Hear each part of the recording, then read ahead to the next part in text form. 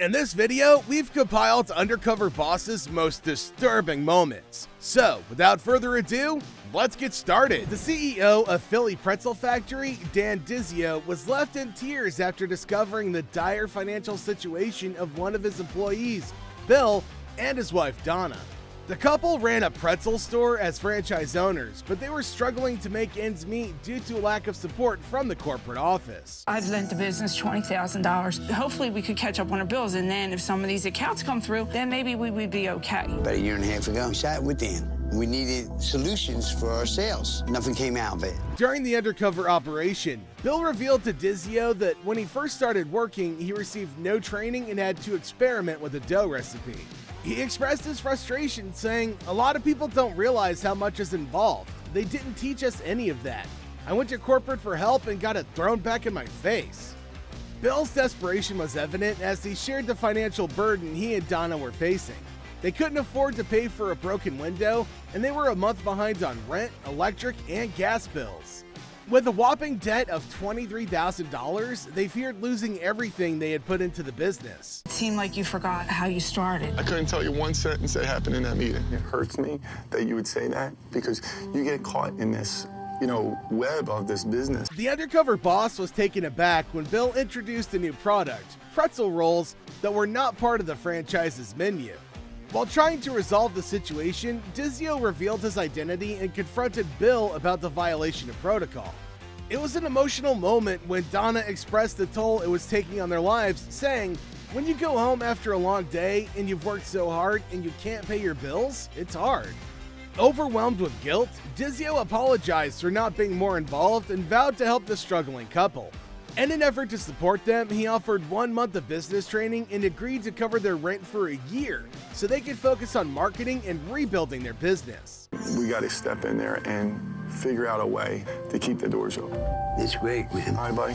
The disturbing moment in this episode was the heartbreaking realization that hardworking employees like Bill and Donna were left in financial ruin due to the lack of support and resources from their corporate office. Their desperation and fear of losing everything painted a bleak picture of the consequences faced by individuals who invest their time, money, and hopes into a business that fails to provide the necessary assistance. The Undercover Boss episode, featuring Popeye's Louisiana Kitchen's Chief Talent Officer Lynn Zapponi, had its fair share of eye-opening moments. While the show aimed to shed light on the challenges faced by restaurant employees, one particular moment stood out as the most disturbing. During her undercover experience, Zapponi worked closely with Gina, a 27-year veteran of the company who had endured the devastating effects of Hurricane Katrina. Well, the first thing we do when you come in, we wash our hands. They want you to go to your elbow. As they went through the daily tasks together, Gina shared a distressing revelation with Zapponi, a broken pipe in the bathroom that had never been fixed. This maintenance issue led to customer complaints and compromised the overall cleanliness of the restaurant. What made this moment particularly disturbing was the fact that Popeyes, a well-established fast food chain, had failed to address such a basic infrastructure problem. The employees did not have the necessary tools and supplies to maintain cleanliness according to the company standards. It was disheartening to learn that a restaurant known for its flavorful food had neglected an essential aspect of its operations, potentially jeopardizing the health and satisfaction of its customers. I'm responsible for all the cleaning inside the building. That sounds like a lot of responsibility, a lot of ground for you to cover. To be a maintenance man, everybody thinks it's the lowest part of the totem pole, but actually it's the heart of the restaurant, because if your restaurant ain't clean, you're going to lose business. Fortunately, this Undercover Boss episode didn't leave the issue unresolved. Zapponi vowed to fix the broken pipe and implemented an employee recognition program acknowledging the hard work and dedication of employees like Gina. However, this disturbing moment served as a stark reminder of the challenges faced by workers in the fast food industry and the responsibility that companies have to ensure a safe and sanitary workplace. Having to clean the restaurant without the right sanitizer, that's crazy. That was crazy. I want you to know that you are going to have all the tools you need in that restaurant. As the head of TaylorMade Golf Company, Mark King is a unique CEO known for his straightforwardness. During his appearance on Undercover Boss, he faced a disturbing moment that revealed his true identity to an employee named Teresa. Mark, going undercover as Al Banner, started by working in quality control at a factory producing golf balls in Westminster, South Carolina. There, he met Kaylee, a diligent quality control auditor who inspects thousands of golf balls daily. While Al struggled with the tasks due to poor eyesight, he learned about Kaylee's challenging upbringing and her dream of owning a new house. The only thing that does stink is can be really, really stressful because there's not anybody higher than me here now, so I don't have anyone to go to. Next up was Piedmont, South Carolina, at a return center for footwear and apparel where Al worked with Teresa, the return supervisor. He discovered that returned shoes were being cut and thrown away. A shocking revelation indeed. During their break time chat, Teresa flirted with Al and shared personal details about her life plans while unaware of his real identity. They're still usable. I feel horrible about how wasteful it is. Sometimes I suggest, hey, I know this children's home. I know this women's shelter. I don't want to just throw away these shoes. I don't want to just throw away these clothes. Somebody needs them. It was during this intimate conversation that Al decided to break cover and reveal himself as Mark King, the CEO she's been interacting with unknowingly. This unexpected revelation created quite an unsettling yet stimulating moment for both Mark and Teresa. I'm Mark King. I'm the CEO of TaylorMade. I know the right way to do it, and I know the wrong way to do it. And what I saw here today is completely the wrong way to do it. I was asking people questions about what was the right button, and they didn't know what the answer was. I guarantee you, half the people that came to this restaurant today didn't get hot product. In one particular episode, CEO Rick Silva goes undercover as Alex Garcia to discover the issues within his own company, Checker and Rally's fast food burger chain. During his visit, Silva uncovered various problems, such as broken speaker systems at the drive-thru and mislabeled buttons in preparation stations. Equipment here is older than Methuselah. I'm sorry, can you repeat that one more time? However, the most disturbing moment occurs when he encounters branch manager Stevens, who acts like he owns the entire enterprise, despite being specifically hired by Silva to manage the branch. This behavior highlights management challenges within Checker. One of the most concerning aspects is how Stevens treats his employees. Todd, an employee working at a branch in Homestead, Florida, endures verbal abuse from Stevens and even physical threats to keep him in line. When questioned about this situation by Alex, Todd opens up about feeling worthless due to such treatment. Another employee named Joyce works as a late-night manager in Carroll City, Florida. She operates with high energy levels but also shares her struggles outside of work, having lost both parents to alcohol-related issues and her brother to AIDS within 6 months. These personal hardships add another layer of distressing elements surrounding the workplace environment. Finally, Joanna works on the sandwich board in Mobile, Alabama, the birthplace of Checkers, and excels with her speed and accuracy. The fear expressed by Silva during his apprenticeship was losing her talent to competition due to inadequate incentives for crew members. It was enlightening to see her perspective on the incentive structure. And what she allowed me to realize is we may not have a compensation program that takes into consideration the Johannas of the world. Silva takes immediate action after witnessing these disturbing moments firsthand. He confronts Stevens for his disrespectful conduct towards employees and ultimately shuts down the struggling branch on the spot, an extraordinary measure taken for necessary change. While it's commendable that Silva takes steps to rectify the issues exposed during his undercover experience, it's concerning that such problems existed in the first place. The episode serves as a reminder that even successful companies can have significant management challenges, and it highlights the importance of addressing those issues for both employee well-being and overall company success. Get your resume out there. I'll be sure to go to the guy, give you my resume, who just fired me to help me get a new job. On this particular episode of Undercover Boss, featuring Bikini Sports Bar and Grill CEO Doug Goller, things took a controversial turn when he fired a bartender for refusing to wear a bikini on television. This incident left many viewers shocked and disturbed by Goller's actions. During the show, Goller had a conversation with Jessica about her decision not to wear a bikini while being filmed. Although she followed the dress code during regular work days, she felt uncomfortable wearing it on national TV where her grandma could see it.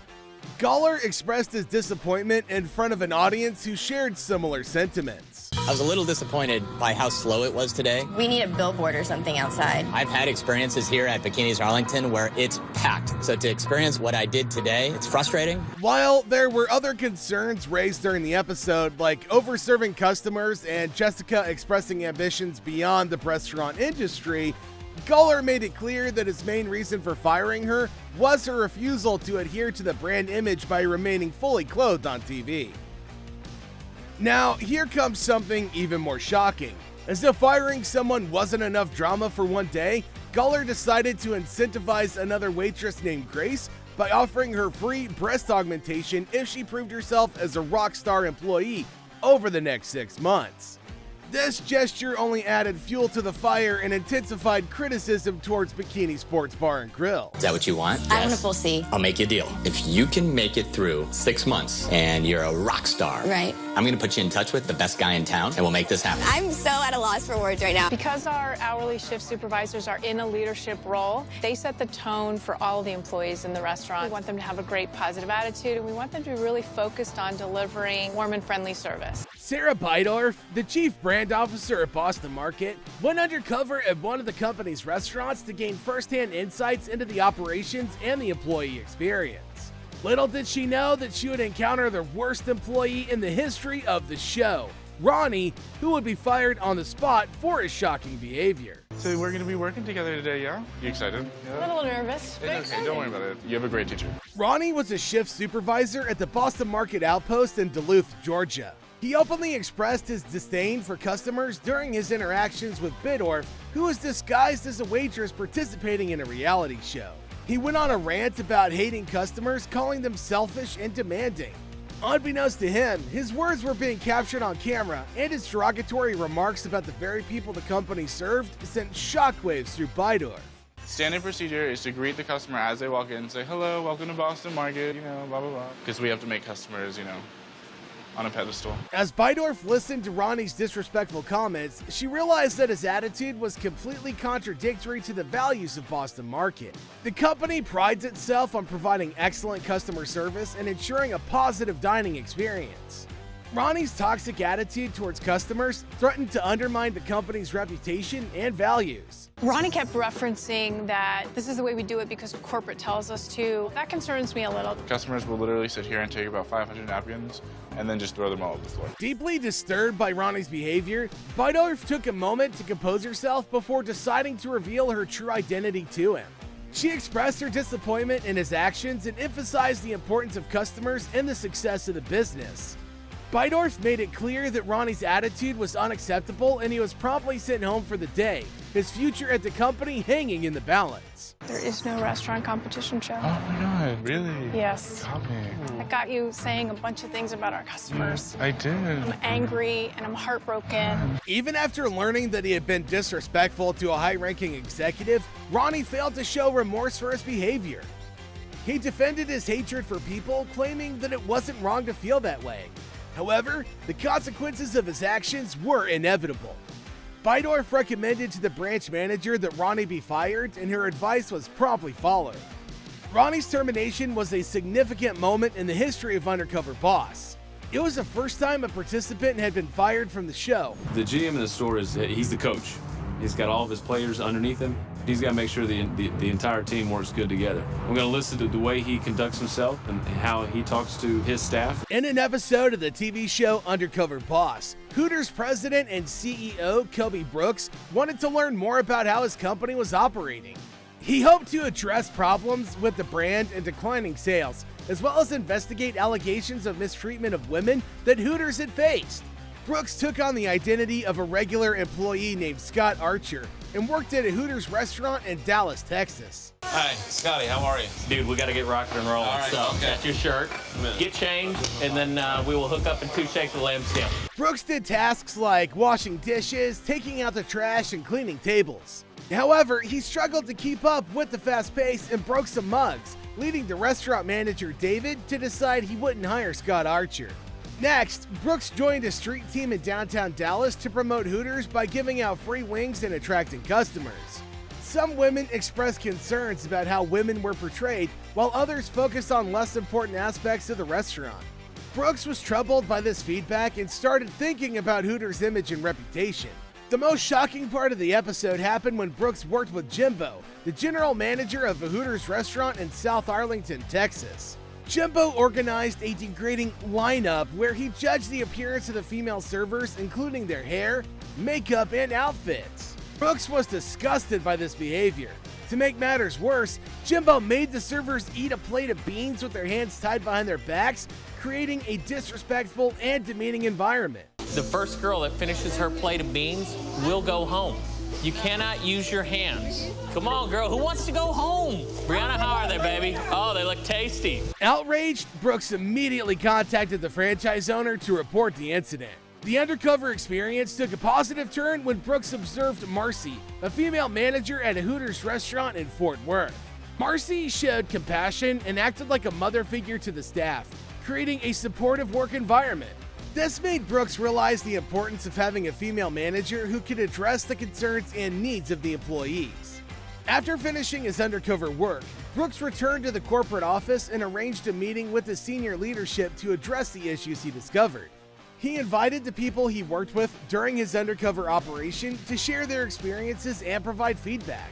Amanda and Brittany, the servers from the street team, were given opportunities to contribute to the company's marketing efforts. Dave, a dedicated employee, received recognition for his hard work, and Brooks donated $50,000 to Operation Homefront in Dave's name. Marcy, the compassionate manager, was rewarded with the family vacation of her choice. Finally, Brooks confronted Jimbo, expressing his disappointment with the disrespectful behavior he had witnessed. Although Jimbo initially defended himself, Brooks made it clear that he wouldn't want his own daughters to work in such conditions. This confrontation served as a wake-up call for Jimbo, highlighting the need for him to change his management style. I'm Kobe Brooks, the president and CEO of Hooters of America. The way that you interact with the girls, quite frankly, is inappropriate. I'm gonna teach you everything you need to know back here. Okay. Okay? Okay. Because when it comes to this, there ain't a damn thing that I do not know how to do in these four walls, okay? Okay. Okay, but you gotta do exactly as I say. I want to learn. In an episode of Undercover Boss, the CEO of Buffalo Wings and Rings, Nader Mazda, decided to investigate what was happening in his franchise locations. While he found heartwarming stories of dedicated employees and personal growth, there was one person who stood out as the worst employee during Mazda's undercover mission. This employee, named Wes, was the kitchen manager of a Buffalo Wings and Rings restaurant at Bardstown, Kentucky. As soon as Mazda disguised himself, he noticed Wes' domineering attitude. Wes had no idea that the person he was dealing with was actually the CEO, and he was about to face the consequences of his bullying behavior. In the kitchen, Wes proudly boasted about ruling with an iron fist and believed that fear was a form of respect. Mazda was shocked and couldn't believe the toxic environment that Wes had created. Wes even had a derogatory nickname for Mazda, calling him Charmin to mock his perceived weakness. And if they do, there's consequences. Hit them where it hurts, their pocket. It's upsetting to me when I hear Wes speak. I'm not around. It's a classic definition of a bully. After observing Wes's inappropriate behavior and hearing his offensive comments, Mazda's desire to confront the situation grew stronger. Mazda recognized the importance of taking action in order to create a safe and respectful environment for everyone involved.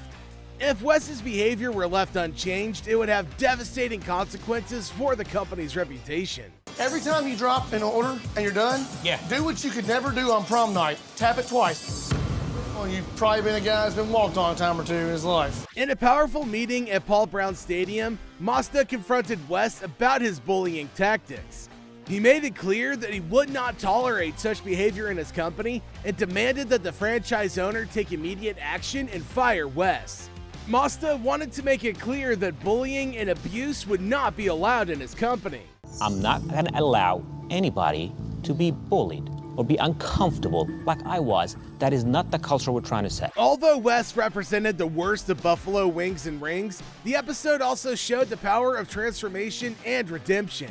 Mazda, no longer undercover, addressed other instances of mistreatment within his franchise locations. For example, in Chicago, he discovered that employees did not understand when doctors provided excuses for absences, showing a lack of compassion and empathy. Mazda was determined to fix these issues and decided to establish a scholarship fund for employee education. He started by awarding a scholarship to a deserving worker named Amber. In addition to the scholarship, he surprised Amber with a new car to replace her old high-mileage vehicle. Mazda's journey as an undercover boss also brought positive changes to the lives of dedicated employees. He was impressed by Dave, a dishwasher and marketing ambassador in his Cincinnati store, who worked hard and showed commitment. Mazda rewarded Dave by offering him more hours, cook training, and a $20,000 retirement account. Mazda's genuine appreciation for Dave's efforts demonstrated the positive impact of recognizing and valuing employees. I've never met somebody I didn't like. I feel official now. I don't even know this guy that I'm going to be training, and I already like him as a friend. He's already part of the family. Through Mazda's inspiring journey on Undercover Boss, the importance of creating a supportive work environment and fostering respect was highlighted. By exposing the worst employee and taking swift action, Mazda showed his dedication to nurturing a workplace where everyone feels valued and protected. I'm going to take you through a normal day here at True Value. Fantastic. We're going to smoke some cigarettes. We're going to flirt with some women. We're going to sell some... I'm sorry, we're going to do what? John Hartman is the president and CEO of True Value, one of the largest hardware cooperatives in the world. As the episode kicked off, John made the decision to go undercover within his own company, donning a disguise to join his employees and gain an authentic perspective on what was really happening within the organization. John's background as a former FBI agent equipped him with the skills necessary to go undercover and investigate the state of True Value and its employees.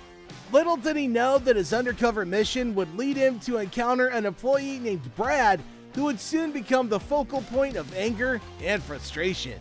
As John assumed the persona of Lewis, a handyman aiming to win a substantial cash prize on a reality TV show, he found himself in Massachusetts, where he crossed paths with Brad, a sales associate at True Value. From the moment Brad opened his mouth, it became clear that he possessed a certain rebellious and disrespectful attitude towards the company and its customers.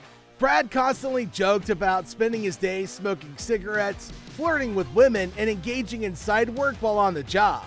His nonchalant demeanor and lack of regard for professionalism really irked John, but he decided to delve deeper into Brad's story to understand the motivations behind his behavior. Hand out business cards with my name on them. You get a lot of side work. You know, you get a cute little old lady that doesn't know how to put up a cabinet. I'm going to be there after work. During their interactions, John discovered that Brad had faced legal troubles and failed to complete his college education. However, Brad revealed that he was using his construction skills for conservation projects, which showcased a glimmer of potential beneath his rough exterior. This contradictory image of Brad, with his mix of knowledge and misguided behavior, left John torn between disappointment and a desire to help him transform his life. As John's undercover mission continued, he encountered other employees who were facing financial struggles and personal hardships. These encounters deepened his understanding of the challenges faced by the Team Virtue workforce and highlighted the need for better support and resources within the company. However, it was during the reveal, when John finally unveiled his true identity to the employees, that Brad's anger and frustration took center stage. Confronted by John about his inappropriate behavior and lack of respect, Brad's anger erupted, defending his actions and deflecting responsibility. His refusal to acknowledge his mistakes and accept John's offer of guidance and mentorship showcased the extent of his frustration and resistance. I was thrilled that you weren't saying the things before in front of the customers. Can I be blunt with you? I think you're making way too many excuses for yourself. Despite Brad's outburst, John remained committed to helping him turn his life around. He extended an invitation for Brad to participate in a Habitat for Humanity project and offered ongoing mentorship. This moment showed the complexities of employee behavior and the challenges of fostering a supportive work environment. My job just happens to have a lot of bull. Half my stops want their wine before 11 a.m. You know, I've been told, like, what are you doing here right now? You either want the wine or you don't. In an episode of Undercover Boss featuring Kendall Jackson president Rick Tigner, there's a moment when an employee became angry and frustrated, expressing negative sentiments about the company. Renee was a truck driver known for his colorful vocabulary. Despite his outburst, Renee was not fired, and the show provided an update on a situation. The people in the office think the drivers are lazy. After a 16-hour day and they try to give you attitude, I mean, the first thing that comes to your mind is you. During the episode, Renee had been assigned to work in different departments, which led him to develop a more efficient method for handling delivery paperwork. Tigner acknowledged that Renee's candid comments during his undercover experience were a reflection of his genuine feelings and concerns. Tigner recognized the need for improvement in certain areas and expressed a commitment to addressing these issues. The one comment he made today was, who cares about customer service? It was all about emptying the truck. He talked about the one customer and really kind of telling him off a little bit. For me, that was a little shocking. However, some viewers expressed skepticism about Renee's future with the company. They questioned whether he had fully embraced the company's vision of teamwork, taken responsibility for his attitude, or made a genuine change in his language use. Although the episode did not provide explicit details, a visit to Kendall Jackson's website revealed that Renee had resumed his position as a truck driver. There has been instances where you don't want to strain or slap a kid. In the episode of Undercover Boss, Yankee Candle, Harlan Kent, the president and CEO of Yankee Candle, goes undercover to experience the daily operations of his company. As he immerses himself in different roles, he encounters an employee named Blaze, who displays a concerning attitude towards children. Blaze confesses his frustrations and even mentions wanting to harm a kid. I have the worst temper. As much as, you hate your boss, you hate that really high, screechy, annoying voice. You gotta keep that Yankee Candle big smile. Harlan is taken aback by Blaze's comments, but decides to confront him privately about it. Later, Harlan moves to another location and meets an employee named Jose. They work together on the candle production line, and Harlan is impressed by Jose's dedication and commitment to quality. During their conversation, Jose expresses his belief that advancement within the company requires brown-nosing, which he finds unfair. He shares his challenging upbringing, having grown up with a drug-addicted father and a mother involved in drugs. Despite all of these struggles, Jose believes that they've made him stronger. My dad was a heroin addict. I was 16. He died in 1995 of AIDS. 14 to 16, we kind of dealt with seeing him die slowly. Harlan visits Jose's martial arts studio, where he started to inspire and guide children. Harlan is touched by Jose's efforts and the humble state of the studio, which was funded through a community-driven fundraiser. In another store, Harlan meets Megan, an employee who has concerns about the store's condition and management's lack of response. Together, they work on improving the store's appearance, and Megan reveals her personal struggles, including owning a struggling tattoo shop and dealing with epilepsy. They discuss her desire to make a positive impact in people's lives. Hi, I'm Dan. Nice to meet you, Dan. I'm Megan. Come on in. Megan. All right, we've got about 24 minutes to open. Okay. So we need to get the floor vacuum and make sure that everything looks good. Lastly, Harlan visits a store in Pennsylvania and interacts with an employee named Dan. While observing Dan's work, Harlan notices that the store frequently lacks the necessary materials for setting up displays. During their lunch break, Harlan learned more about Dan's personal life. Dan revealed that his father had passed away and he had the responsibility of feeding his mom and his little sister. Right now at the house, it's me, my mom, and my little sister. What's your dad? He passed away last June. After completing his undercover journey, Harlan gathers all the employees at the flagship store to reveal his true identity as the CEO. He individually meets with each employee and addresses the concerns and challenges they shared during his undercover experience. Harlan offers solutions, support, and financial assistance tailored to each employee's needs. Using inappropriate language, especially in a place where you're trying to create a great atmosphere, wrong time, wrong place. Other than the situation at hand, I never use any inappropriate language. Yeah, just drop it from your everyday use. While the episode showcases Harlan's efforts to make a positive impact on his employees' lives, the moment that stood out was when Harlan discovered Blaze's inappropriate comments about children. This revelation triggered Harlan's anger and concern, leading him to have a private conversation with Blaze and offer to be a positive role model for him. On Undercover Boss, whenever the boss witnesses an employee's bad attitude, in most cases, he fires them on the spot. You won't want to miss our video, Employees Who Got Fired on Undercover Boss. Click here and watch.